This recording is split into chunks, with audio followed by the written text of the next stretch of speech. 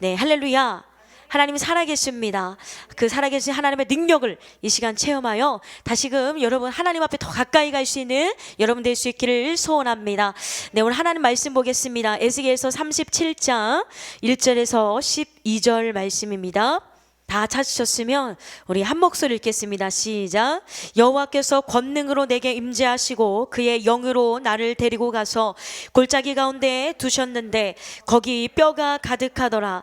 나를 그 뼈 사방으로 지나가게 하시기로 본즉 그 골짜기 지면에 뼈가 심이 많고 아주 말랐더라. 그가 내게 이르시되 인자야 이 뼈들이 능히 살 수 있겠느냐 하시기로 내가 대답하되 주 여호와여 주께서 아시나이다.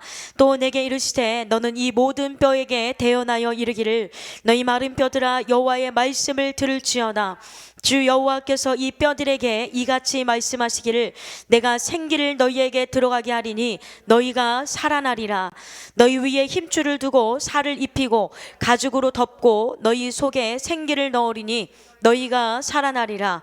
또 내가 여호와인 줄 너희가 알리라 하셨다 하라. 이에 내가 명령을 따라 대언하니 대언할 때에 소리가 나고 움직이며 이 뼈 저 뼈가 들어맞아 뼈들이 서로 연결되더라. 내가 또 보니 그 뼈에 힘줄이 생기고 살이 오르며 그 위에 가죽이 덮이나 그 속에 생기는 없더라. 또 내게 이르시되 인자야 너는 생기를 향하여 대언하라. 생기에게 대언하여 이르기를 주 여호와께서 이같이 말씀하시기를 생기야 사방에서부터 와서 이 죽음을 당한 자에게 불어서 살아나게 하라 하셨다 하라. 이에 내가 그 명령대로 대언하였더니 생기가 그들에게 들어가매 그들이 곧 살아나서 일어나 서는데 극히 큰 군대더라. 또 내게 이르시되 인자야 이 뼈들은 이스라엘 온 족속이라. 그들이 이르기를 우리의 뼈들이 말랐고 우리의 소망이 없어졌으니 우리는 다 멸절되었다 하느니라. 그러므로 너는 대언하여 그들에게 이르기를 주 여호와께서 이같이 말씀하시기를 내 백성들아 내가 너희 무덤을 열고 너희로 거기에서 나오게 하고 이스라엘 땅으로 들어가게 하리라. 아멘. 네, 오늘 하나님의 생기로 사는 사람이란 제목 은혜를 나눌 텐데요. 사랑하는 성도 여러분, 지금 우리는 가만히 앉아 있으면서도 아무것도 하지 않아도 계속해서 뭔가 하고 있습니다. 뭘까요? 숨 쉬고 있습니다. 여러분, 숨을 쉬고 있는 거 굉장히 당연한 것 같지만 이처럼 신비하고 중요한 일도 없습니다. 여러분, 밥 먹지 못하면요 어느 정도 버틸 수 있을까요? 40일 정도까지 버틸 수 있대요. 물을 마시지 않으면 7일까지도 버틸 수 있다고 합니다.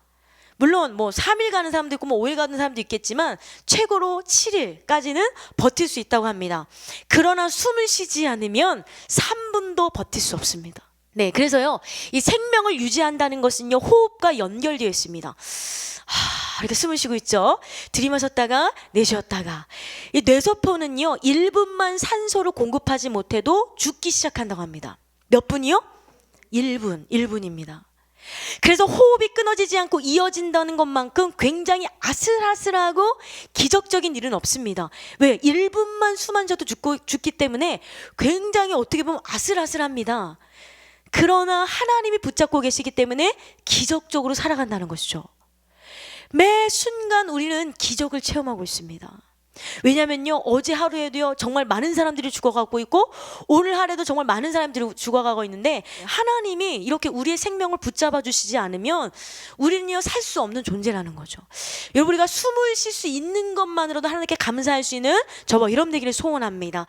그래서 이 숨을 쉰다는 것은요 배우지 않아도 쉴 수 있어서 너무 좋아요. 솔직히 아이들이 태어나면 어때요? 숨 쉬어 이러고 쉬는 거 아니죠? 그냥 태어날 때부터 배우지 않아도 이게 쉴 수가 있습니다. 그리고 의식하지 않아도 쉴 수 있다는 거죠. 이 강동의 경희대병원의 호흡기 내과 최총훈 교수는요 많은 사람들은 호흡이 별것 아니라고 생각하지만 호흡은 신체를 건강하게 유지하는 첫 번째 활동이다 라고 말하면서 올바른 호흡은 질병 예방 그리고 증상 조절 역할을 해서 건강의 수명을 늘려준다고 했습니다. 호흡만 잘해도 우리가 오래 살 수 있다. 이렇게 의대 교수가 이렇게 말했는데요. 그래서 인간은요 아무렇게나 호흡하는 것이 아니라 올바른 호흡법으로 호흡해야 장기와 세포가 건강해진다고 하는데요. 이 헬스조선이라는 이 인터넷 이 건강 신문에서는요 2018년 5월 11일에 이런 기사가 떴습니다. 호흡에는 크게 흉식과 복식이 있다. 흉식은 무엇입니까? 가슴으로 쉬는 거죠. 대부분의 성인은요 복식 호흡이 아니고 흉식 호흡을 한다. 흉식 호흡은 숨을 쉴 때 가슴이 팽창하고 쇄골 부위는 움푹 들어가면서 어깨가 올라가는 호흡법이다. 그래서 이게 어깨가 이렇게 올라가잖아요. 이 복식 호흡은 그런데 숨을 마실 때 폐 밑에 위치한 횡격막 아래로 밀어내서, 그래서 이 상복부만 부풀러 오르는 호흡이다. 상복부만. 전문가들이 추천하고 여러 연구에서 좋다고 알려준 호흡법은 바로 복식 호흡이다. 복식 호흡은 숨을 깊게 들이마시고 산소가 잘 가게 하고 신체를 이완시켜 고혈압 감소, 혹시 혈압이 높으신 분들 복식 호흡만 해도 영적으로 뿐만 아니라 육적으로 좋아지는데요. 고혈압 감소, 체지방 감소, 살 빼주고 싶은 분들 체지방 감소, 스트레스 완화, 면역력 강화 등에 도움을 준다. 상계백병원 정신건강의학과 손보경 교수는 복식 호흡은 횡격막을 이용한 호흡으로 깊고 느린 호흡을 하면서 교감신경계의 긴장을 완화하고 코티졸과 같은 스트레스 호르몬 방출을 감소시키고 부교감신경계 활동을 촉진시켜 심장 박동수 저하, 정서 안정, 환경 통제력에 긍정적 효과를 줄 수 있다. 복식 호흡이 주는 구체적인 건강 효과는 고혈압 감소, 체지방 감소, 스트레스 완화, 면역력 강화 등이 있다라고 말했는데요. 이렇게 호흡만 잘해도 건강한 삶을 살 수 있는데, 이 호흡이란 그런데 육체뿐만 아니라 내면의 영혼까지도 연결이 되어 있다는 것이죠. 왜 그럴까요? 왜냐하면 이 호흡은 누가 주신 것이에요? 하나님이 우리에게 주신 것이에요. 태초에 천지를 창조하시고 인간을 만드실 때 창세기 2장 7절 보니까 여호와 하나님이 땅에 흙으로 사람을 지으셨어요. 근데 흙으로 사람을 지으셨을 때는 움직이지 못했어요. 거긴 생명은 아닙니다, 아직. 그런데 지으시고 그 다음부터 생기를 그 코에 불어넣으시니 사람이 생명이 된지라. 그때부터 하나님께서 호흡을 내어 주실 때 그때부터 이 사람은요 생명이 되는 거예요. 생명, 움직이고 생명력 있는 사람이 인간이 된 것이죠. 그래서 하나님은요 아담을 창조하실 때 흙으로 사람을 지으신 뒤 코에 생기를 불어넣으셨는데요, 이 생기는 하나님의 숨입니다. 숨, 주님의 숨이 들어오니 그게 곧 생명이 된 것인데요, 이 생명이 되었다는 것은 살아 숨쉬는 영혼을 지닌 존재가 되었다는 거예요. 여러분, 그래서 우리는 육만 있는 것이 아니라 영혼이 있죠. 육신은 뭐 70년, 80년, 뭐 120년, 뭐 오래 살면 120년 넘게 살 수 있겠죠. 그러나 그 이상으로 영원토록 살지 않습니다. 그러나 영혼이 남아있는 것은 바로 무엇입니까? 우리의 영혼이라는 것이죠. 근데 하나님께서는요 인간 이외의 다른 동물들은 하나님께서 직접 생기를 불어넣으시지 않으셨어요. 여러분, 그래서 우리는 너무나 소중한 존재예요. 오직 인간에게만 생기를 불어넣으신 것이죠. 왜 그럴까요? 인간은 하나님의 형상으로 창조되었기 때문입니다. 하나님의 그 숨 없이는, 성령의 능력 없이는 살아갈 수가 없어요. 근데 많은 사람들은요 하나님이 없어도 잘 살아간다고 생각하죠. 세상에 많은 사람들은요 먹고 마시고 즐기고 뭐 돈도 벌고 뭐 여러 가지 하기도 하겠죠. 근데 세상에 많은 사람들은 살아있다고 하지만 하나님이 없는 이상은 진짜 산 것이 아니에요. 그들은 걸어가고 있다고 하지만 하나님의 영이 아닌 악한 영을 쫓아가면서 사는 인생. 여러분, 성령의 인도를 받겠습니까? 아니면 악한 영의 인도를 받겠습니까? 하나님이 주신 그 성령의 능력으로 살아가는 여러분 되기를 소원합니다. 요한계시록 3장 1절 말씀, 사대교회의 사자에게 편지하라. 하나님의 7영과 7뼈를 가지신 이가 이르시되 내가 내 행위를 아노니 내가 살았다 하는 이름은 가졌으나 죽은 자로다. 그러므로 오늘 말씀을 통해 하나님의 생기로 살아간 여러분 되기를 소원하는데요, 백성교회 오시는 많은 분들이요 막 죽은 것 같이 왔어요.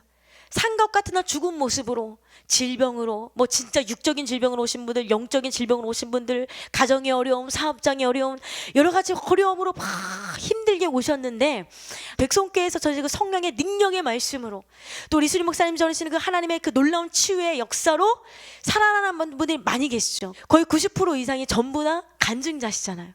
그러므로 오늘 이 말씀을 통해요 하나님의 생기로 살아가는 여러분 될 수 있기를 소원합니다. 오늘 본문으로 돌아와서 에스겔은요 하나님의 선지자였죠.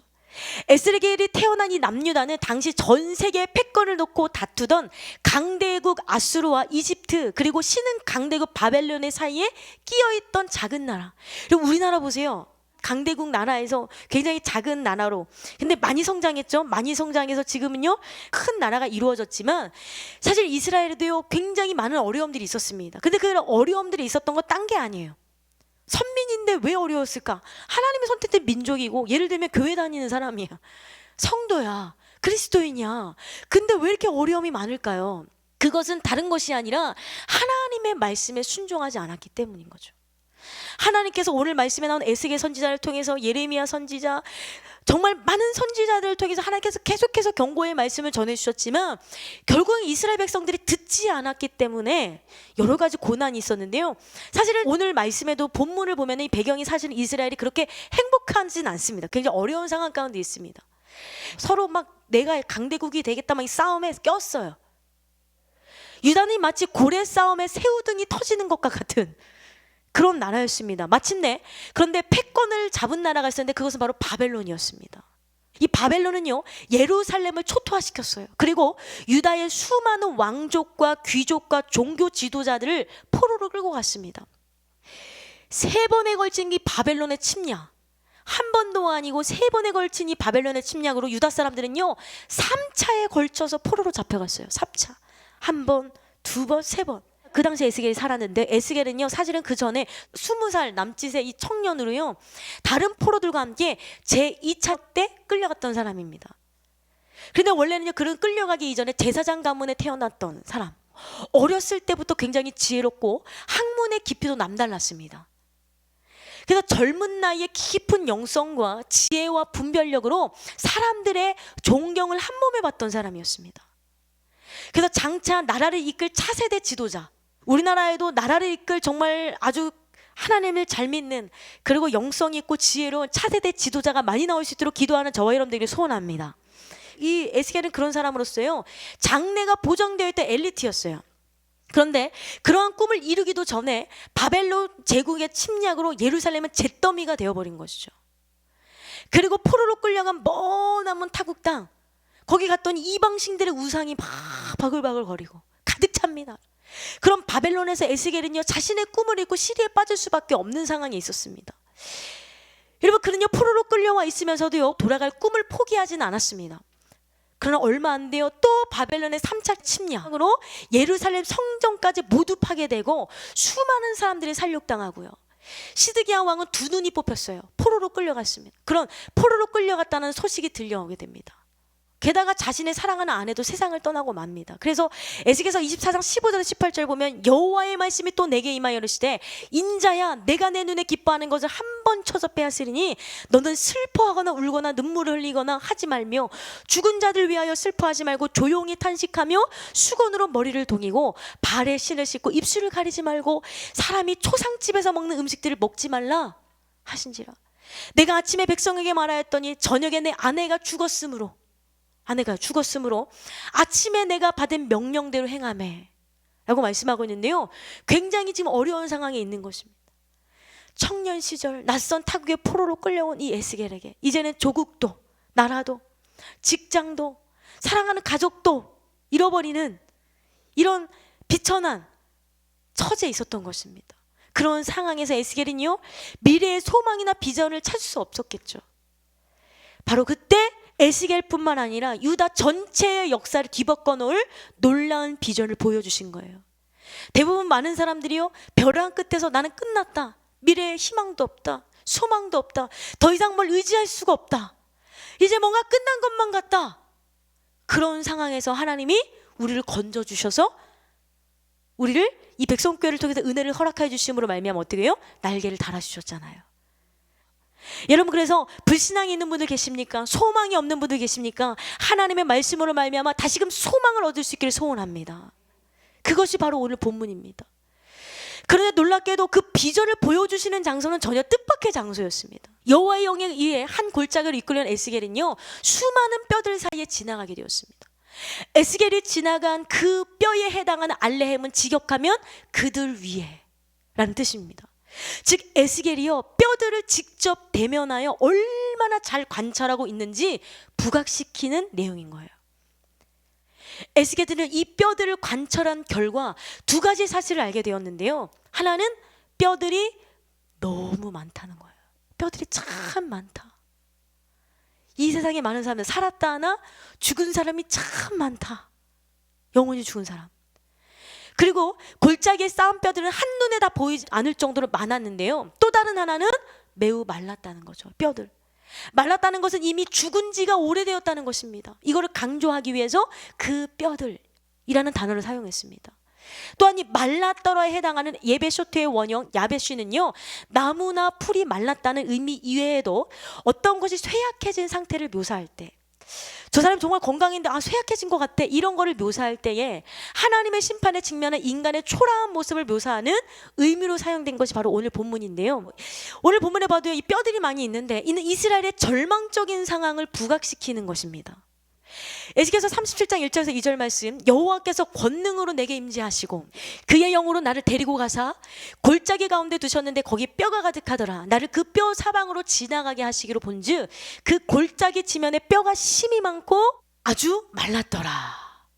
즉 수많은 뼈들에 대한 환상은 하나님께 심판을 당한 이스라엘 백성을 상징합니다.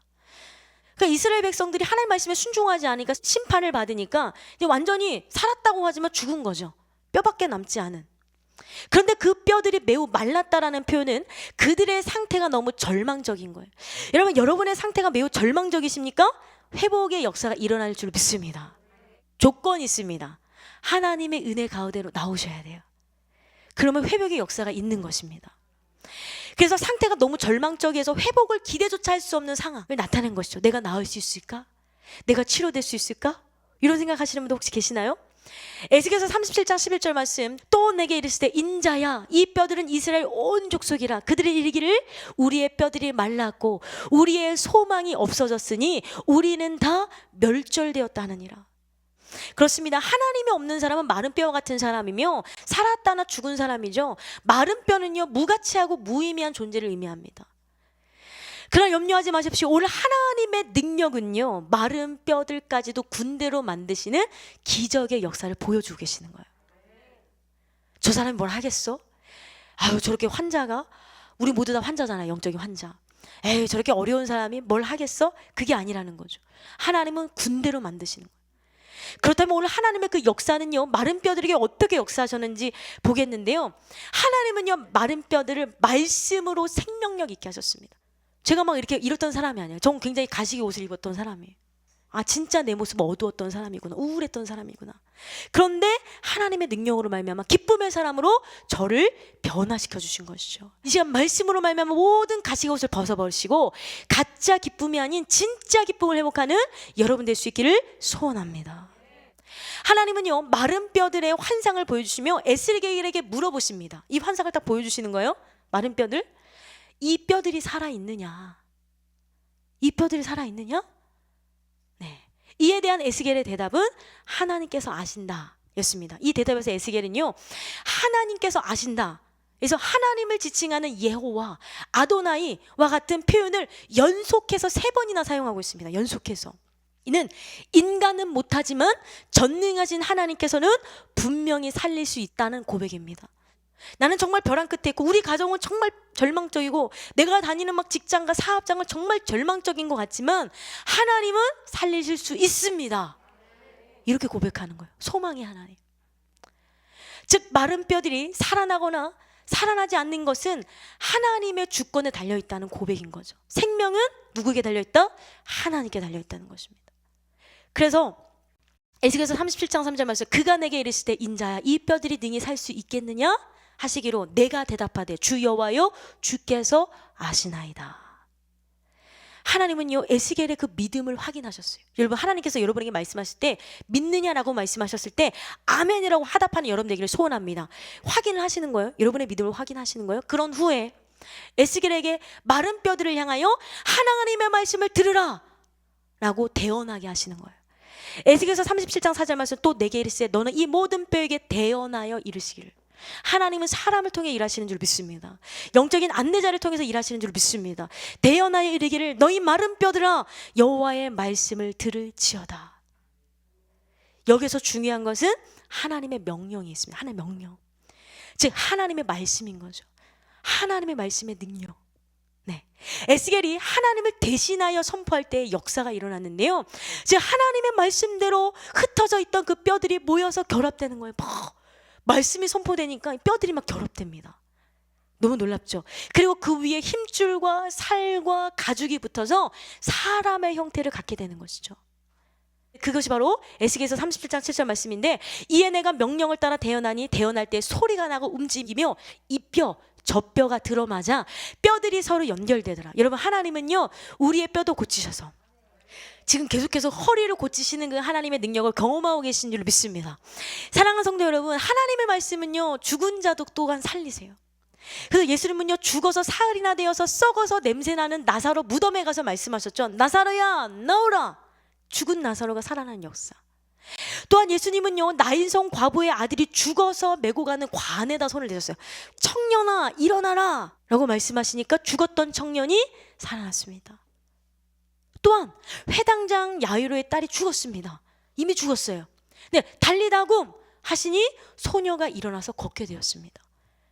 하나님은 놀랍게 죽은 자도 살리신 하나님인 줄 믿습니다. 물론 진짜 죽었다 살아나는 것보다 우리의 영혼이 살아나는 것이 더 중요하겠죠. 여러분의 영혼이 살아나고 있는 줄 믿습니다.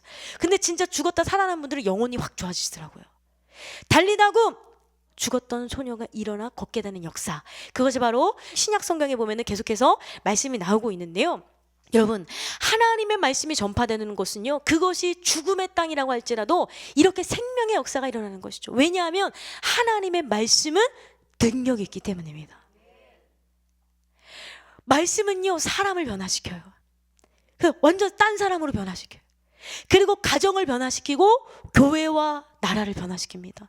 여러분이 대한민국을 위해서 기도하는 저와 여러분 되기를 소원합니다.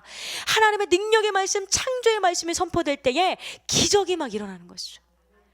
그런데 오늘날요 이 기독교는요 많이 생명력을 잃었죠. 전 세계에 정말 예수를 잘 믿는다고 하는 그 기독교 나라들이 생명력을 잃어서, 특별히 우리 대한민국이 정말 예전에는 막 기독교가 막 우세하고 정말 칭찬을 많이 받았는데 빛과 소금의 역할을 감당하지 못해서 많은 사람들이 손가락질을 받는 안타까운 그런 현실의 모습도 있긴 있습니다. 그래서 생명이 없는 교회가 참 많고요. 오히려 이런 기적과 치유와 변화가 일어나면 색안경을 끼고 당연히 하나님의 역사가 일어나야 되는데 오히려 색안경을 끼고 이상하게 생각하는 분들도 있어요. 왜? 생명이 없다는 증거죠. 많은 교회들이. 그리고 생명이 없는 설교, 생명이 없는 복음이 되어가고 있습니다. 특별히 영국은요 수많은 교회들이 부흥하지를 못해요.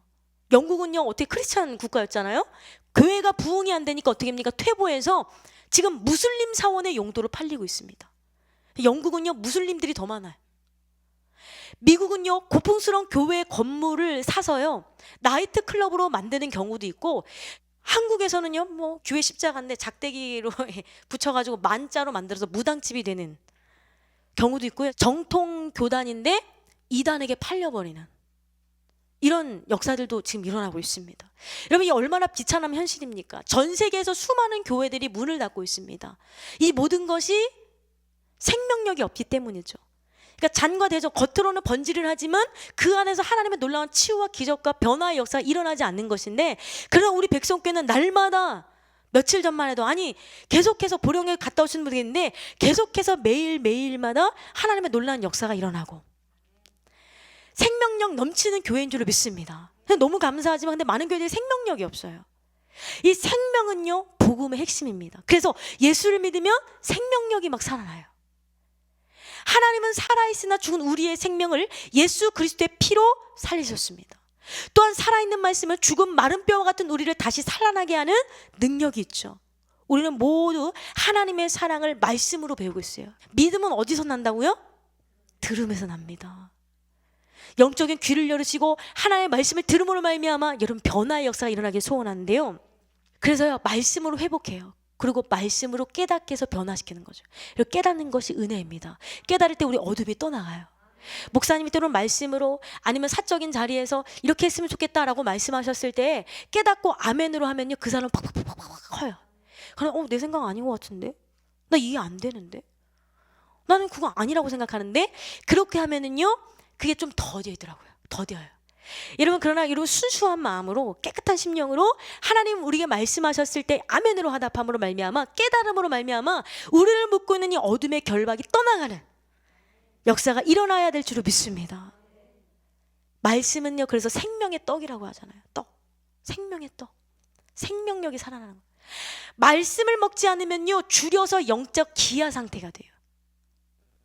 수많은 사람들은요, 그런데요, 말씀이 아닌 가짜 음식으로 배를 채우려고 합니다. 그러나 하나님 말씀만이 진짜 우리의 영혼의 양식입니다.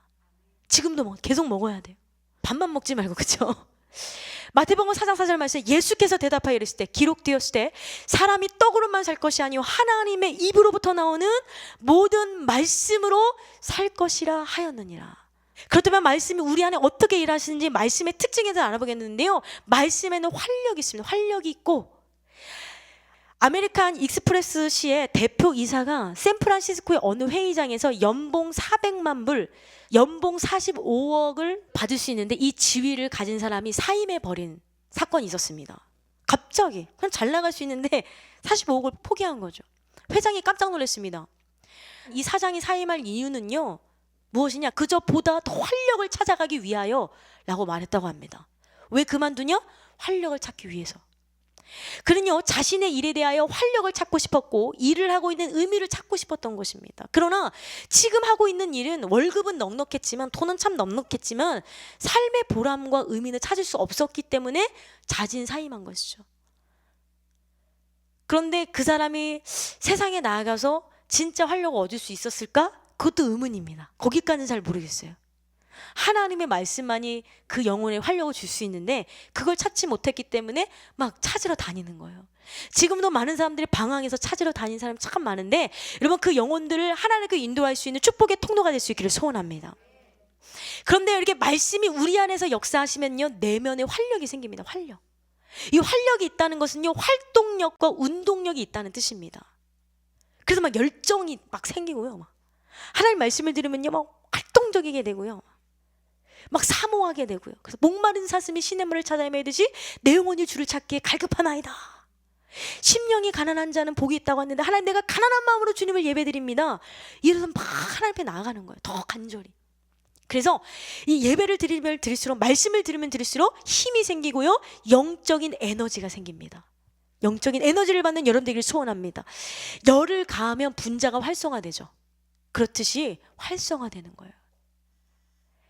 그래서 말씀을 들으면요, 막 옛날에 무기력하게 하고, 이것도 못하고 저것도 못하고 저것도 하기 싫고 다 포기하고 싶고 아무것도 하고 싶지 않다, 이렇게 무기력하게 살았던 사람들이 그 모든 것들을 청산할 수 있는 것이에요.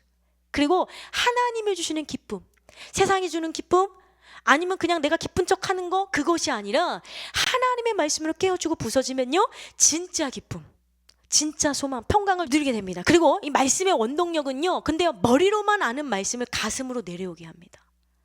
그리고 이 가슴으로 내려온 말씀을 손발로 행하게 하는 것이죠. 말씀의 능력을 경험한 여러분 되기 소원합니다. 그리고 세상이 감당하지 못하는 능동적인 삶을 살게 하는데요, 시편 119편 50절 말씀, 이 말씀은 나의 고난 중에 위로라, 주의 말씀이 나를 살리셨기 때문입니다. 하나님의 말씀이 여러분을 살리셨습니다. 그래서 여러분의 영혼이 살림을 받으니까 여러분의 육적인 모습들도 아름다운 모습으로 변화되지 않습니까? 네. 그래서 말씀은 활력이 있어요. 두 번째, 말씀은요, 예리합니다. 그래서 어떤 분들은 그래요. 원장님이 나 들으라고 하는 말씀인가? 막 이런 분들인데, 오늘 목사님은요, 그냥 말씀을 선포하시는 거예요. 근데 내가 찔리니까, 하나님의 성령께서 강력하게 역사해서 내가 찔리니까 괜히 그렇게 생각할 수도 있는 거죠. 그런데요, 그렇게 생각하는 것은 또 은혜겠죠.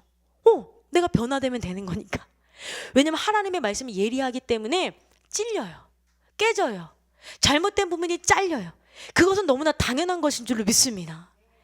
그래서요, 로마 군인들은요, 양날이 선 60cm 정도 되는 칼을 전투에 가지고 다녔다고 합니다. 이 칼은요, 양손 어느 쪽이든 자유롭게 사용할 수 있어서 아주 무서운 무기가 되었습니다. 그런데 하나님의 말씀은요, 이 로마 군인이 가지고 있었던, 아니면 전에 전쟁터에 군인들이 가지고 있었던 그 예리한 칼보다 더 예리하다는 거죠. 여러분 회칼 보셨어요? 회치는 칼들. 저는 그 바닷가에 살아서요, 보면은 바로 그 자리에서 잡아서 온 걸로 회를 쳐서 먹은 적 굉장히 많았어요. 거의 일주일에 한두 번 이상 먹었던 기억. 그래서 회를 참 좋아했었는데, 이 회를 치는 칼이요 굉장히 예리해서요 살짝만 해도 그냥 확 비시더라고요. 근데 그분들은 워낙 잘하셔서 그렇지는 않은데 엄청나게 예리해요. 진짜 막 잘못되면 그냥 베버려요. 근데 하나님의 말씀은 이것보다 더 예리하다는 거죠. 예리해서요 우리의 혼과 및 관절과 골수를 찔러 쪼갭니다. 예리하다는 것은 굉장히 날카롭다는 것입니다. 칼과 같아요, 칼. 그래서요 우리의 죄악이 도려내져요. 그런데 죄악이 도려내질 때, 내 틀이 깨트려질 때, 내 이론들이 내려놔질 때, 뭔가가 도려내질 때 마냥 좋다 이렇게 할 수는 없겠죠. 아플 수도 있고요, 고통스러울 수도 있겠죠. 그러나 아프고 고통스러워도 잘림을 받았을 때에 새 사람이 되는 것이죠. 우리의 죄악, 옛 습관을 막 도려냅니다. 또한 말씀의 능력은요 혼과 영감이 관절과 골수를 찔러 쪼갠다고 히브리서 4장 12절 말씀에 말씀하고 있죠. 또한 에베소서 6장에는요 말씀을 성령의 검이라고 말씀합니다. 에베소서 6장 17절 말씀, 구원의 투구와 성령의 검 곧 하나님의 말씀을 가지라. 이 시간 부족한 저를 통해서 역사하시는 하나님의 능력, 그리고 하나님의 말씀의 검, 그 검으로 말미암아 여러분의 모든 잘못된 것들, 상처도 다 도려내시고요. 네, 그래서 능력받는 여러분 되기를 소원합니다. 그래서 말씀이 참 중요합니다. 옛날 어떤 검객이 집에다 칼을 놔둔 채 밖으로 나갔다가 강도를 만났습니다. 여러분 검객은 뭘 갖고 다녀야 돼요? 칼 갖고 다녀야 돼요. 근데 검객이 뭘 놓고 갔다고요? 칼 놓고 갔다고요. 칼을 든 강도가 야 있는 것 다 내놔 라고 하자 검객은 내 이놈 내가 누군 줄 아느냐. 강도는 웃으면서 잘 모르지만 내게 귀중품을 바칠 사람으로 안다 라고 조롱했습니다. 검객은 우리 집에 칼이 있다, 나는 검객이다 라고 말했다는 거죠. 그러자 강도는 야 칼도 없는 검객이 입만 살았구나 라면서 달려들어서 검객이 가지고 있던 것을 다 뺏었다라는 얘기가 있습니다. 여러분, 성도는 하나님의 말씀을 가지고 있어야겠죠. 내 마음을 신비에 새기고 있어야겠죠. 그리고 악한 영이 야 너 뭐 못해 그러면 내게 능력 주신 자에서 할 수 있느니라 하나님 말씀하셨다 이러면서 말씀으로 이겨내야 되는데 내 마음에 말씀이 없으면 이겨낼 수가 없는 것이죠. 그래서 칼이 없는 검객이 되는 것이 아니라 진짜 말씀의 칼을 가지고 있는 하나님의 말씀의 검객이 되어서 악한 무기를 무찌르시고 날마다 승리하는 여러분 될 수 있기를 소원합니다. 성령의 검인 말씀은요 방어와 공격 양쪽 면을 모두 갖춘 무기이며 마귀가 가장 무서워하는 무기 중에 하나입니다. 그래서요 사탄은요 말씀 못 듣게 합니다. 말씀을 들으려고 하면 멀쩡하다가도 말씀 들으려고 하면 괜히 졸리거나 집중 못하거나 괜히 그래요. 전쟁이 정말 센 거죠. 그래서 우리 말씀의 검객이 돼야 되는데 특별히 주의 종도 신학생들은요 더 말씀으로 무장돼야 하는데 물론 우리가 모두가 돼야겠지만 이런 말이 있대요. 그냥 사단이가요 그냥 교회에서는 그냥 이게 이렇게 손 놓고 있대요. 성도들이 말씀을 듣고 있으면 이렇게 놓고 있다가 신학생들이 말씀 들으려고 하면요 총칼을 들고 이러고 있다는 거. 이런 예화가 있어요. 물론 재미로 하는 얘기지만 왜냐면 주의 종들은 또 하나님의 말씀으로 성도의 영혼을 살려야 되는 사명이 있기 때문에 악한 영이 가만 안 있겠죠. 그래가지고 내 이 말씀을 들으면 안 된다 막 이러면서. 근데 우리 교회는 평신도 다 모든 분들이 다 사역자로 쓰임받는 곳이잖아요. 그렇기 때문에 우리는요 말씀으로 무장해서 내가 이 말씀을 들음으로 말미암아 내게 맡겨진 영혼을 살리리라 이런 마음을 품고요. 분명 영적 전쟁도 있을 수 있겠죠. 왜? 내가 영혼 살리려고 하나님께로 영혼을 인도하려는 축복의 통로가 되려고 하면 그만큼 영적 전쟁이 셀 수도 있겠죠. 악한 마음에 가만 안 있겠죠. 그러나 이미 하나님이 우리에게 검을 주셨기 때문에 이미 무기 안 준 게 아니라 이길 수 있는 검을 주셨기 때문에 그리고 예수님이 이미 십자가를 못 박혀 돌아가시고 부활하셨기 때문에 그 십자가의 능력과 말씀의 검으로 이겨낼 줄로 믿습니다. 무기를 가져야 돼. 무기. 전쟁에서 군인들의 검이 적을 무찌르는데 매우 중요한 역할을 하는 것처럼 영적인 성령의 검, 그 하나님의 말씀은 영적 전쟁에서 승리하는 데 가장 필수적인 무기입니다. 그래서 예수님도 광야에서 40일 금식한 후에 마귀에게 시험을 받으실 때에 뭘로 싸우셨습니까? 기록된 말씀으로 대적하시고 이기신 것이죠. 그러므로 말씀으로 세상을 이기고 영적 전쟁에서 승리하는 여러분 될 수 있기를 소원합니다. 예리합니다. 말씀 날카롭습니다. 그리고 하나님의 말씀은요 늘 새롭고 영원합니다. 우리 교회는 특별히 365일 예배 드리니까 그게 아니에요. 하나님의 말씀은요 새롭습니다. 매일매일 새롭습니다. 그리고 하나님의 말씀이 영원합니다. 말씀은요 우리의 옛사람을 깨닫게 하고 몰아내어서 새 사람으로 변화시키는 거예요. 그래서 어제와 오늘이 다르고 오늘보다 내일이 다르고 매일마다 달라지는 거죠. 생명력 있는 말씀은 언제나 들어도 새롭습니다. 똑같은 구절도 새롭게 다가와야 해요. 똑같은 말씀 하는 이게 아니라는 거죠. 에베소서 4장 22절 24절 말씀, 우리 교회에서도 자주 듣는 말씀이지만 사실은요, 매일마다 새롭게 다가와야 돼요. 너희는 유혹의 욕심을 따라 썩어져가는 구습을 따르는 옛사람을 벗어버리고 오직 너희의 심령이 새롭게 되어 하나님을 따라 의와 진리의 거룩함으로 지으심을 받은 새 사람을 입으라. 입어야겠구나 깨닫는 거죠. 그리고 풀은 마르고 꽃은 시들어요. 여러분, 벌써 이제 여름이 됐죠. 봄에 꽃이 막 이쁘게 폈을 때는 와, 꽃이 폈네. 겨울에는 막 앙상한 나무이더니 꽃이 폈네 이랬더니 바로 또 여름. 그 여름 지나면 가을 지나면 또 시들겠죠. 꽃은 겨울 되면. 우리의 눈에 보이는 모든 것들은 다 뭐예요? 풀은 마르고 꽃은 시들지만 하나님 말씀은 영원한 것이죠. 변하지 않습니다. 그래서 주님의 약속은 영원히 우리의 영혼과 삶을 지켜 보호하는 줄로 믿습니다. 영원하지 않은 것은 영원한 것을 결코 이길 수 없습니다. 영원하지 않은 육신, 영원하지 못하는 그 모든 죄악의 모든 것들 이겨낼 수가 없습니다. 하나님의 영원한 말씀, 우리의 삶의 문제와 영적인 갈급함, 그 모든 것은 영원하신 주님의 약속 앞에 힘을 잃고 마는 줄로 믿습니다. 이사야 40장 8절 말씀, 푸른 마르고 꽃은 시드나 우리 하나님의 말씀은 영원히 서리라 하라. 마른 뼈들을 말씀으로 살리시는 그 주님께서 말씀으로 지금 살리신 줄로 믿습니다. 두 번째, 마른 뼈들에게 어떻게 역사하시냐? 하나님이 생기로 변화의 역사를 창조하십니다. 매천야록이라고 하는 책이 있습니다. 호가 매천인 황현 선생이 조선 말의 상황을 기록한 책인데요, 매천야록은 나라 전체가 망국으로 치달리던 가장 불우한 시대에 숨겨진 이야기를 담고 있습니다. 매천야록을 읽어보면요, 이조말 우리나라의 모습은 이름만 살아있지 실상은 죽어 있었습니다.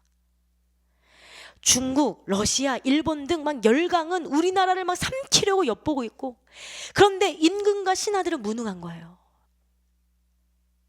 그리고 생산성 없는 맨날 당파 싸움에 휘말려 있습니다. 백성들은 죽어가고 있는데 맨날 싸움만 하고 있어요.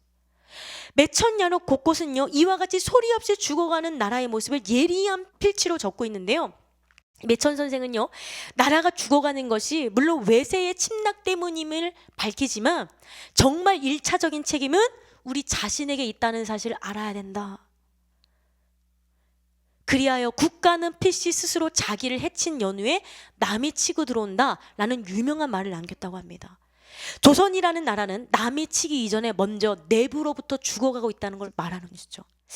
예를 들면 우리나라가 임금으로 시작해서 대통령부터 시작해서 계속해서 역사가 흘러가고 있는데, 나라가 잘못되고 있다? 그럼 멋있게 우리가 잘못했습니다, 우리가 정신을 차리겠습니다, 이렇게 국민이 잘못했어, 백성인 잘못된 거야, 니들이 잘못된 거야, 니들이 잘못된 거야, 이렇게 하는 것이 아니라 우리가 잘못했습니다, 이렇게 말을 한다면 우리나라는 굳건히 설 수 있겠죠. 그렇게 나라가 설 수 있도록 기도하는 저와 여러분이 돼야 될 줄 믿습니다. 그러기 위해서는 교회가 서가야겠죠. 그 성도도 마찬가지입니다. 상황과 환경이 문제가 아니라는 거죠. 남편이 잘못돼서, 아내가 잘못돼서, 자녀가 막 말을 안 들어가지고, 그것이 아니라 진짜 문제는 어디에 있다는 거죠? 내면에 있다는 거죠. 내부의 문제. 우리 자신의 마음, 즉 내부의 문제가 더 심각하기 때문에 우리는 우리의 영혼의 내면의 문제를 먼저 해결받아야 돼요. 우리의 내면의 문제가 해결될 때 우리의 외부의 문제는 고침받게 되는 역사가 일어날 줄 믿습니다. 여러분들 그거 경험하고 계시죠? 오늘 본문에서는요, 힘줄과 뼈, 살이 다 있어도 생기가 없으면 결코 그 안에 생명이 없다라는 것을 보여주는데요, 즉 하나님이 생기를 불어넣어주시지 않으면, 분명히 뼈가 있죠? 뼈에 막 힘줄 붙였죠? 살이 붙였죠? 근데 하나님이 생기를 불어넣지 않으면 그거는 그냥 시체처럼 가만히 있는 것 뿐이라는 거죠. 에스겔서 37장 7절도 9절 말씀, 이에 내가 명령을 따라 대언하니 대언할 때에 소리가 나고 움직이며 이 뼈 저 뼈들이 연결되더라. 내가 또 보니 그 뼈에 힘줄이 생기고 살이 오르며 그 위에 가죽이 덮이나 그 속에 생기는 없더라. 또 내게 이르시되 인자야, 너는 생기를 향하여 대언하라. 생기에게 대언하여 이르기를 주 여호와께서 이같이 말씀하시기를 생기야, 사방에서부터 와서 이 죽음을 당한 자에게 불어서 살아나게 하라 하셨다 하라라고 했는데, 불어서 살아나게 하라. 아무리 이 뼈 저 뼈가 들어맞고 막 힘줄이 생기고 살이 막 오르고 가죽이 덮였으나 생기가 없으니 무서운 시체뿐이라는 거죠. 시체. 이것이 오늘날 이 시대의 교회의 모습이며 성도들의 모습입니다. 로마서 8장 9절 말씀, 만일 너희 속에 하나님의 영이 거하시면 너희가 육신에 있지 아니하고 영에 있나니 누구든지 그리스도의 영이 없으면 그리스도의 사람이 아니니라. 그래서 우리는 주의 영이 임해야 돼요. 서기관과 이 바리새인이 그랬습니다. 겉으로는 율법을 잘 지키는 것 같았지만 말씀의 능력은 없었다는 거죠. 나 율법 지켜요, 나 이거 잘 지켜요 라고 했지만 능력이 없었다는 거예요. 자신들은 살았다고 자부하지만 실상은 죽은 자들이었죠. 그래서 디모데후서 그런데 3장 5절 말씀, 경건의 모양은 있으나 경건의 능력은 부인하니 이 같은 자들에게서 내가 돌아서라. 여러분, 경건의 모양만 있을 뿐만 아니라 경건의 능력을 갖출 수 있는 저와 여러분들에게 소원합니다. 그래서 오늘 본문의 5절에서 주목할 만한 단어는 생기인데요, 이 생기는 원어로 루하우 있는데, 이 루하우는 보통 하나님의 영을 말할 때 쓰여지는 단어입니다. 주의 영이 내게 임하셨으니, 영이 임한 거죠. 그런데 이 9절에서는요, 호흡, 숨의 의미를 가지고 있습니다. 2절에서 에스겔을 이끈 것은 여호와의 영이죠. 하나님께서 여호와의 영이 그를 이끌었죠. 본문에서 마른 뼈들에게 불어넣어질 것은 근데 하나님의 영은 아니고 하나님께서 넣어주신 호흡이나 숨, 즉 생명을 의미하는데요, 그러나 생명을 불어넣어주시는 것은 바로 여호와의 영, 성령의 역사이죠. 이게 원어로 따지면은 성령은 아닌, 그러나 이 숨을 불어넣으신 분은 성령이신 거죠. 그래서 성령의 역사, 하나님의 역사, 교회는 성령의 역사가 일어나야 합니다. 은사 폐지론자들은 어떻습니까? 초대교회 때 성령의 역사는 끝났다라고 말하는 거죠. 그래서 지금 성령의 역사가 일어나는 거 보면은 이단이다, 잘못됐다라고 말하는 은사 폐지론자들, 우린 따라가서는 안 됩니다. 분별해 하셔야 됩니다. 지금도 초대교회 역사했던 그 성령의 역사는 지금도 역사하시는 거죠. 왜냐하면 하나님은 지금도 살아계시기 때문이죠. 아니, 만약에 하나님께서 살아계시지 않으면 죽은 하나님 우리가 왜 믿습니까? 살아 역사하시기 때문에 우리는 믿고 나아가는 거 아니겠습니까? 그리고 실제적으로 그 능력을 경험하지 않겠습니까? 여러분, 그래서 우리는 분별을 가지고 승리하는 여러분 될 수 있기를 소원합니다. 그것이 바로 에스겔서 37장 5절에서 6절 말씀인데요, 주 여호와께서 이 뼈들에게 이같이 말씀하시기를 내가 생기를 너희에게 들어가게 하리니 너희가 살아나리라. 살아나리라. 너희 위에 힘줄을 두고 살을 입히고 가죽으로 덮고 너희 속에 생기를 넣으리니 너희가 살아나리라. 또 내가 여호와인 줄 너희가 알리라 하셨다 하라. 하나님은요, 창조의 영이십니다. 하나님은 창조의 영이서 다시 만드시는 분이에요. 만들어서 사용하신 하나님, 창조의 영. 그리고 창조의 영이고 생명의 영이신 그 성령께서 오시면요, 다시 사는 기적이 일어나는데요, 성령께서 역사하시면 생명력 있는 성도, 생명력 있는 교회가 되는 것이죠. 그래서 성령님이 역사하는 교회란 사실은요, 이 생명력은 무엇이냐면 사랑이 숨쉬는 교회입니다. 사랑. 그리고 복음이 역사하는 교회입니다. 그리고 말씀이 일하는 교회이고 진리 안에서 자유를 누리는 교회입니다. 이사야 61장 1절에서 2절 말씀, 주 여호와의 영이 내게 임하셨으니 이는 여호와께서 내게 기름을 부으사 가난한 자에게 아름다운 소식을 전하게 하라심이라. 하나님이 주신 그 생기는 생명의 숨이고 성령의 바람입니다. 성령의 바람. 만약 우리에게 그 성령이 없으면요, 우리는 진흙 덩어리에 불과합니다. 에스겔 골짜기에 그 생기 없는 마른 뼈와도 같죠. 그러나 마른 뼈 같은 인생도 하나님의 생기가 들어가니까 소생의 역사가 일어나. 소생. 성령님은요, 굉장히 다양하게 역사하셔서 내 틀로 성령님은 이렇게만 일하셔, 성령님은 이렇게만 행하실 거야, 성령님은 요 부분만 일하실 거야 라는 그 모든 생각의 틀을 깨뜨리셔야 돼요. 굉장히 다양하게 활동하십니다. 그런데 그 활동 중에서 가장 근본적인 것이 바로 생명이라는 거예요. 생명. 성령은요, 흑암과 혼돈, 아무것도 존재 않는 무에서 유를 창조하시는 거예요. 내가 지혜가 없었어. 난 정말 지혜가 빵이야. 근데 성령이 역사하시면 지혜가 생겨서 공부도 잘하게 되고 또 세상을 살아가는데 지혜로 살아가게 되는 것이에요. 무에서 유를 창조하신 하나님. 모든 살아있는 것은요, 성령의 기운 속에 있습니다. 그 성령은요, 모든 피조물을 새롭게 하는 생명의 근원이 되시는 거예요. 그러나 그 성령이 떠나가시면 우리의 피조물은요, 죽음으로 돌아가는데요, 창세기 6장 3절 말씀, 여호와께서 이르시되 나의 영이 영원히 사람과 함께 있지 아니하리니. 죄를 지니까 하나님이 후회하시죠. 나의 영이 영원히 사람과 함께 하지 아니하리니 이는 그들이 육신이 됨이라. 그러나 그들의 나는 120년이 되리라 하시니라. 여러분, 우리는 육신적인 그리스도인이 아니라, 육에 속한 그리스도인이 아니라 영에 속한 그리스도인이 되셔야 합니다. 그러나 교회를 다니면서도 자꾸만 주의 말씀에 순종하지 못하면 육적인 것을 쫓아서 육이 좋은가 보다, 육적인 가치관으로 살아가는 거죠. 세상적인 가치관으로 살아가는데 은혜를 받게 되면 어때요? 신기하게 가치관이 바뀌죠. 네. 시편 104편 30절 말씀, 주의 영을 보내어 그들을 창조하사 지면을 새롭게 하시나이다. 성자 예수님, 우리 예수님 동안 생명을 살리는 분이었어요. 여러분도 살리는 사람이 되어야 될 줄 믿습니다. 여러분의 말 아니면 여러분의 행동으로 자녀를 살리는 사람이 되어야 될 줄 믿습니다. 예수님은요, 성령의 능력으로 악한 영을 물리치시고 어둠의 힘을 물리치셨습니다. 이 땅에 오셨을 때도요, 막 치유하시고 기적을 일으키시고 귀신을 쫓아내셨습니다. 그리고 주님은요, 어떻게 했습니까? 우리를 위해서 십자가에서 돌아가셨다가 무덤에서 살아나셨어요. 그래서 우리 부활절에 무슨 찬양 몰라요? 무덤에 머무사 예수 내 구주, 이러면서 원수를 다 이기고 무덤에서 살아나셨네. 네, 무덤에서 살아나신 주님. 그래서 사실은 저도요, 기도를 받다가 어둠이 떠나가는 과정 가운데 상여 노래를 불렀는데 저는 제 안에 죽음의 영이 있는지조차 한 번도 생각해 본 적이 없어요. 근데 죽고 싶다 생각을 참 많이 했던 것 같아요. 제 안에 이 죽음의 영이 나를 죽이려고 한 거죠. 은혜의 빛이 세게 들어가니까 이 죽음의 영이 떠나가면서 목사님은 말씀하고 있는데 어떤 생각을 하냐? 지구 밖으로 떠나고 싶다. 아니, 우주 밖으로 떠나고 싶다. 우주 밖은 없잖아요. 너무 감사하게도 하나님이 제 안에 있는 이 어둠의 역사를 발견시켜 주셔서 하나님께서 우리 목사님을 통해서 저를 치료하신 줄로 믿습니다. 여러분, 주님은요, 무덤에서 살아나셨습니다.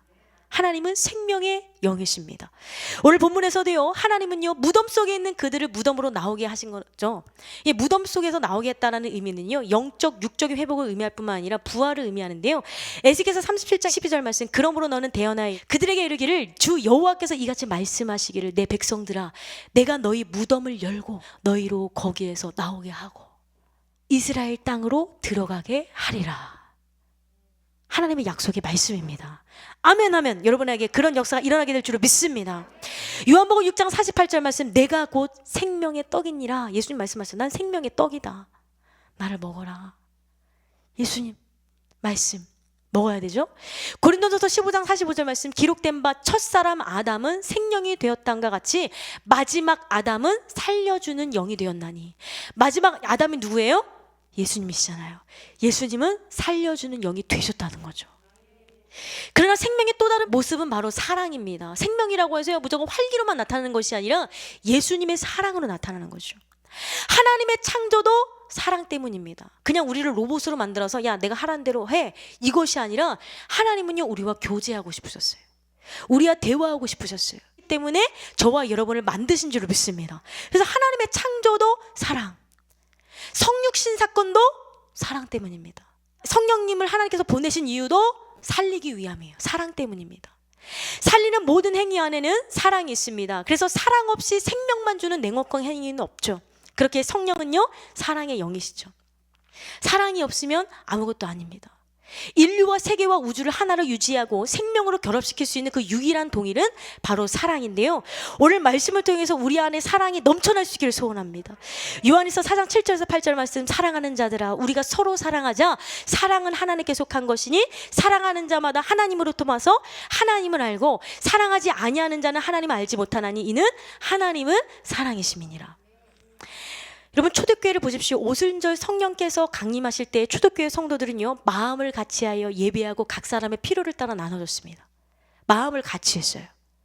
우리 백성교회도요, 항상 주의 종과 또 우리 사역자와 우리 성도님들이 마음을 같이 해야 합니다.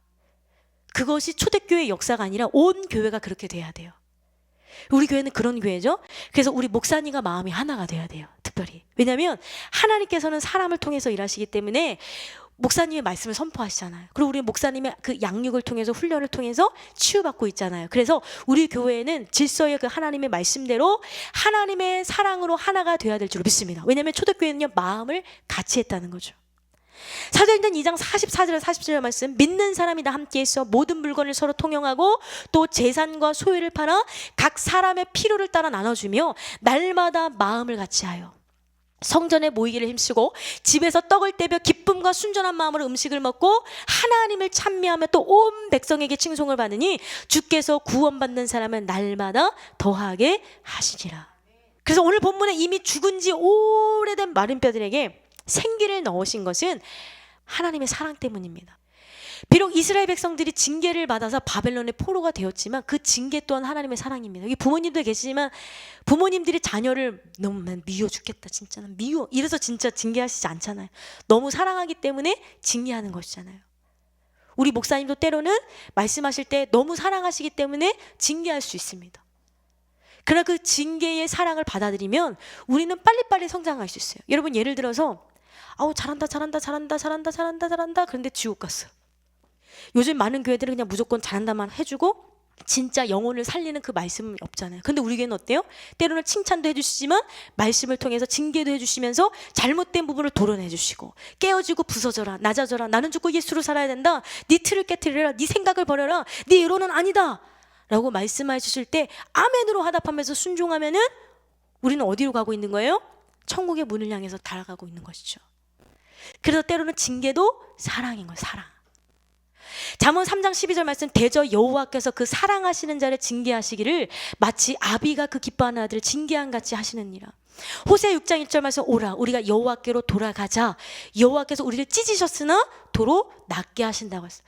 우리를 치셨으나 싸매어 주실 것입니다.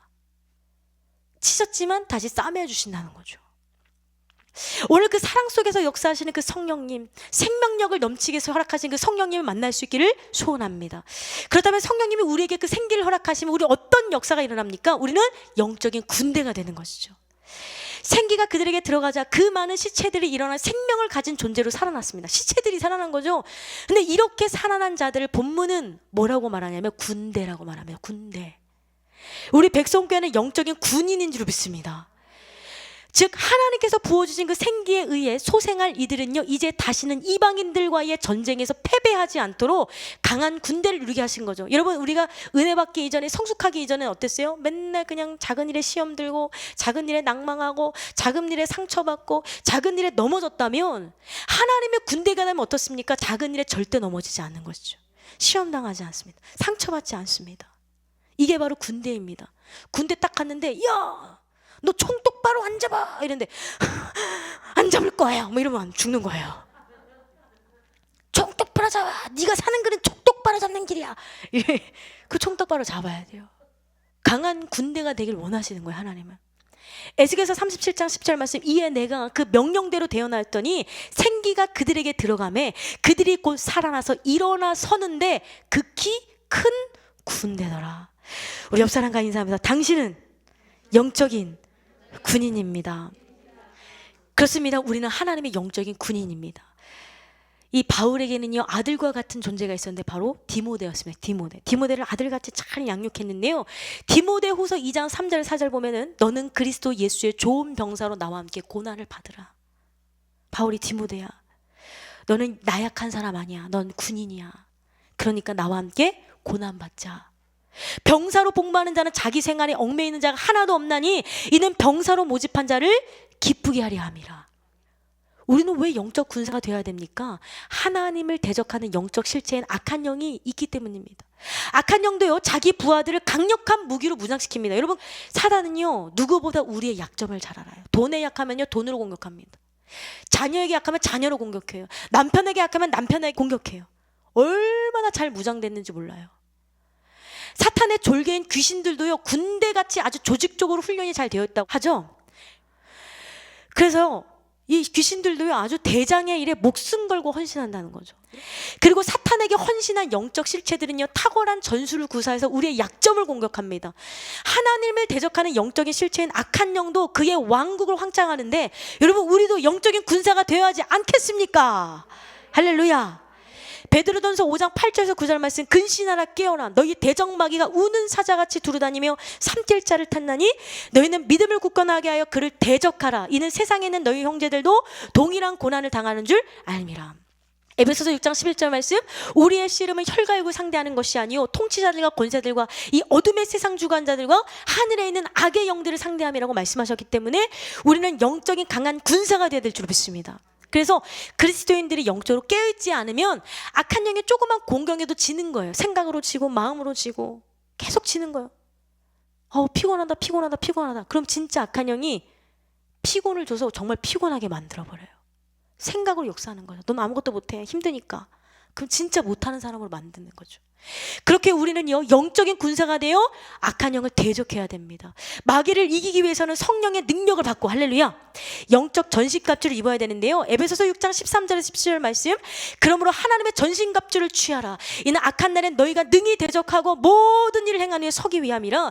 그런즉 서서 진리로 너희 허리띠를 띠고 의의 호심령을 붙이고 평안의 복음이 준비한 것으로 신을 신고 모든 것 위에 믿음의 방패를 가지고 이로써 능히 악한 자의 모든 불화살을 소멸하고 구원의 투구와 성령의 검 곧 하나님의 말씀을 가지라. 여러분, 지금 보이지 않지만 여러분 영적인 전신 갑주를 입고 있는 줄 믿습니다. 사랑하는 성도 여러분, 우리가 예수를 위해 살려고 할 때 영적 전쟁이 시작되죠. 영적 세계는 근데 중립이라는 게 없어서 문제예요. 중립이 없어. 미지근한 게 없어요. 죽은 거 아니면 사는 거, 전진 아니면 후퇴입니다. 그래서요, 우리는 끝까지 승리해야 되는데 그리스도인들에게 그래서 구경꾼이란 있을 수 없습니다. 성도는 영적 군인이니까 우리는 군대와 같이 구경하는 것이 아니라 적극적으로 나가셔야 됩니다. 교회는 보이지 않는 영적 전쟁을 통해 악한 세력과 싸워 승리해야 되죠. 그리고 교회는 악한 영의 죄의 쇠사슬에 얽매인 불쌍한 영혼들도 풀어줘야 돼요. 나 은혜 받았어 끝, 이게 아니라 내가 은혜 받았다면 풀어줘야 되죠. 예를 들면 요즘에 평신도들도, 우리 성도님들도 어떻게 돼요? 우리 목사님께서 말씀을 통해서 영혼을 풀어주는 역할을 할 수 있도록 하시잖아요. 능력 받아야겠죠. 풀어주려면 사명이 있는 거예요. 사명. 여러분, 복음을 전하여 마귀의 쇠사슬에 묶여있는 죽어가는 영혼을 주님께로 인도하여 자유케 하는 지혜로운 여러분 될 수 있기를 소원합니다. 하나님은요, 이 생기를 허락하시면요, 영적인 군인이 되게 하시고 또 하나님과의 관계를 회복시킵니다. 여러분, 하나님의 영이 우리 안에 역사하시면 하나님과 단절되었던 패역한 삶이 완전히 청산되고 하나님과 온전한 관계를 회복시키는데요, 여러분, 기도를 뭐라고 하죠? 영적인 호흡. 그래서 영적인 호흡인 기도란 바로 하나님과의 관계를 회복시키는 것입니다. 기도란 뭐라고요? 하나님과의 관계를 회복시키는 것. 그러나 아무리 많이 기도를 해도 하나님과의 관계가 회복되지 않으면 그것은 중언부언하는 기도로 끝마치기 때문에 기도의 가장 기본은 하나님과의 관계를 회복시키는 것입니다. 그래서요, 영적인 호흡인 기도란 바로 하나님과의 관계를 회복시키는 것인데요, 성령이 우리 안에 역사하시면 하나님과의 막힌담이 허물어지는 것이죠. 요한복음 14장 17절 말씀, 그는 진리의 영이라 세상은 능히 그를 받지 못하나니 이는 그를 보지도 못하고 알지도 못함이라. 그러나 너희는 그를 아나니 그는 너희와 함께 거하시며 또 너희 속에 계시겠습니다. 로마서 14장 17절 말씀, 하나님의 나라는 먹는 것과 마시는 것이 아니 오직 성령에 있는 의와 평강과 희락이라. 또한 생기를 허락해 주시면요, 절망을 희망으로 바꿔주시는 거예요. 한 사람이 억울한 누명을 써서 지하 독방에 갇혔어요. 여러분, 죄가 있어서 감옥 갈 수 있지만 누명 얻어서 감옥 가면 참 억울하잖아요. 지하 독방 안에서 그는 고독과 절망에 몸을 떨었습니다. 얼마나 억울할까. 그가 절망과 고독 속에서 하루하루를 보내고 있는데 자신이 그토록 사랑을 쏟았던 가족과 친구들도 다 버리는 거예요. 아무도 없네. 감옥에 갇히니까 가족도 나를 버리는구나. 그는 독방 벽에 글을 적어놓고 세상을 원망하기 시작합니다. 신은 없다. 아무도 나를 돌보지 않는다. 그러던 어느 날 그는 감방의 갈라진 틈새로 파릇파릇한 새싹이 돋아나고 있는 걸 보이는 거예요. 아니, 감방에 새싹이 나는 거예요. 새싹은요, 창문을 통해 들어오는 빛을 향해서 강인한 생명력을 보이며 자라나고 있습니다. 그 깜깜한 감옥에 햇빛이 조금 들어오니까 얘가 살아나려고 막 생명력 있게 막 자라나는 거예요. 햇빛을 향해서. 그걸 본 거죠. 그는요, 간수가 주는 물을 아껴서 매일매일 새싹에 물을 주었습니다. 물을 줬어요. 며칠 후 새싹은요, 자라서 꽃망울을 맺었고 드디어 아름다운 파란 꽃을 피웠습니다. 물을 주니까. 억울한 제소는요, 생명의 신비에 감동해서 무릎을 꿇고 벽면에 저어놓은 글을 지우기 시작했습니다. 원망의 글을 막 지워요. 그리고 그곳에 다음과 같은 글을 적어 놓았습니다. 하늘이 준 생명의 신비, 이제 나는 외롭지 않다. 인생은 고독한 여행이다. 그러나 여행의 동반자를 만나면 행복하다. 나는 결코 고독하고 하찮은 존재가 아니다. 하늘의 소중한 선물이다. 소망의 씨앗이 그의 마음에 막 싹트는 것입니다. 아름다운 소망의 꽃이 피우는 것이에요. 단지 뭘로 소망의 꽃이 피운 거예요? 단지 그 새싹 하나, 그 새싹 하나를 보고요, 이 사람은요 소망을 얻은 것이죠. 근데 여러분 어때요? 잘 먹고 잘 살고 예배도 잘 드리고 행복하고 기쁘고 감사한데도 불구하고 어때요? 소망의 꽃을 피우는 게 아니라 절망의 꽃을 피우면서 원망으로 살아가지 않는지요. 에스겔이 바라본 그 골짜기의 모습은요, 소망이 없는 골짜기였습니다. 인간의 눈으로 볼 때는 한 가닥에 소망이 없잖아요.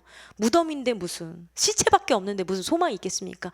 그러나 하나님은요, 희망이 없고 소망이 없는 그곳에서 역사하셔서 살아계신 하나님의 능력을 나타내 주시는 것입니다. 로마서 15장 13절 말씀, 소망의 하나님의 모든 기쁨과 평강을 믿음 안에서 너희에게 충만하게 하사 성령의 능력으로 소망이 넘치게 하시기를 원하노라. 하나님은요, 여러분이 소망이 넘치길 원하세요. 절망은 예수 피하시고 소망으로 살아갈 수 있기를 소원합니다. 성령의 역사는 희망의 역사죠. 그래서 성령은 희망을 갖게 하고 희망을 노래하게 하는 거예요. 그러나 우리 속에 성령이 사라지면요, 마음이 굳어져요. 예전에는요, 말씀 들으면 그렇게 좋고 막 기쁘고 감사한데 어느 순간에 소망도 없어지고 마음도 강팍해져요. 마음이 강팍해지면 절망 안에 머물 수밖에 없습니다. 로마서 8장 24절에서 25절 말씀, 우리가 소망으로 구원 얻었음에 보이는 소망이 소망이 아니니 보는 것을 누가 바라리요. 만일 우리가 보지 못하는 것을 바라면 참음으로 기다릴지니라. 여러분, 참음으로 기다리면 하나님께서 소망으로 역사하셔서 변화되는 여러분이 될 줄을 믿습니다. 여러분, 하나님은요, 마른 뼈가 살아나는 환상을 통해 바벨론 포로로 살아가는 암울한 이스라엘 백성들에게 소망을 주신 겁니다. 소망. 이 대한민국에 소망을 주신 하나님. 그래서 성령의 바람이 다시 불면 절망에서 나와서 희망찬 삶을 살게 되는 것이죠. 성령이 역사하시며 가정과 교회, 나라와 민족 가운데 긍정적인 새 역사가 창출하게 됩니다. 그래서 은혜 받으면 생각이 긍정적이게 돼요. 부정적인 생각이 떠나가게 됩니다. 이게 성령의 역사 중에 또 하나입니다. 우리 목사님 얼마나 긍정적이세요? 예레미야 29장 11절 말씀, 여호와의 말씀이니라 너희를 향한 나의 생각을 내가 아나니 평안이요 재앙이 아니니라. 너에게 미래와 희망을 주는 것이니라. 미래와 희망을 주기 위해서 여러분에게 말씀하고 계시는 거예요. 로마서 15장 13절 말씀, 소망의 하나님의 모든 기쁨과 평강을 믿음 안에서 너에게 충만하게 하사 성령의 능력으로 소망이 넘치게 하시기를 원하노라. 여러분이 혹시 절망의 늪에 빠져 계시다면 성령의 능력으로 희망을 회복하셔야 됩니다. 어떤 상황에도 낭망하지 말고 하나님만 붙들면 새 희망의 역사가 도래되는 거죠. 시편 41편 5절 말씀, 내 영혼아 내가 어찌하여 낙심하며 어찌하여 내 속에서 불안해하는가. 너는 하나님께 소망을 들어 그가 나타나 도심으로 말미암아 내가 여전히 찬송하리로다. 여러분, 그러고 말미암아 낙심하지 마시고 불안해하지 마시고 하나님께 소망을 둘 때에 하나님의 변화의 역사를 경험하는 여러분 되기를 소원합니다. 네, 결론적으로 하나님의 생기로 사는 사람이란 제목 은혜를 나눴는데요. 태초에 흙으로 사람을 창조하셨죠. 그러나 그 흙은 움직이진 않았습니다. 호흡이 없었습니다. 생명이 없기 때문입니다. 그때 하나님이 생기를 불어넣었죠. 그랬더니 그 흙덩이가 살아서 생명이 되었습니다. 이 생기가 바로 하나님의 영. 우리는 하나님의 영으로 충만해야 될 줄 믿습니다. 우리는 이 성령을 매일매일마다 받아야 돼요. 그래야 생동감 있고 생명 있는 참 성도가 되는 거예요. 그래서 은혜 받은 성도, 변화된 성도의 특징 중에 하나가 생동감 있고 열정 있고 활력 있다는 거죠. 요한복음 20장 21절 말씀, 이 말씀하시고 그들을 향하여 숨을 내쉬며 이르시되 성령을 받으라 라고 말씀하시죠. 그래서 우리는 성령을 받아야 되는데요. 사랑하는 성도 여러분, 생기의 바람이 불 때에 흩어진 뼈들이 제짝을 찾아서 연결이 되고 힘줄이 생기고 살이 덮이고 피부가 덮이는 거죠. 하나님이 생기를 불어넣으시자 마른 뼈들이 큰 군대가 되었습니다. 여러분, 군대가 되셔야 합니다. 성령의 생기는 죽음이 변하여 생명의 역사가 일어나게 합니다. 그러나 기적은요, 하나님의 말씀이 선포될 때 일어났죠. 하나님의 말씀이 선포될 때에 뼈들이 맞춰지고 생기를 불어넣을 때 그런 역사가 일어났죠. 하나님의 영이 생기를 불어넣으실 때에 마른 뼈들이 살아났습니다. 여러분, 성령의 역사를 통해 영적인 군사가 되어 악한 마귀 권세를 이기고 주님의 말씀에 순종할 수 있기를 소원합니다. 내가 들은 그 생명의 복음을 나만 듣고 좋다 오늘 말씀 좋더라 이러서 끝나는 것이 아니라 다 유튜브 전도하시고 그리고 또 연락으로 하셔서 여러분 많은 영혼을 주님께로 인도할 수 있는 축복의 통로가 되기를 주님의 이름으로 축원합니다.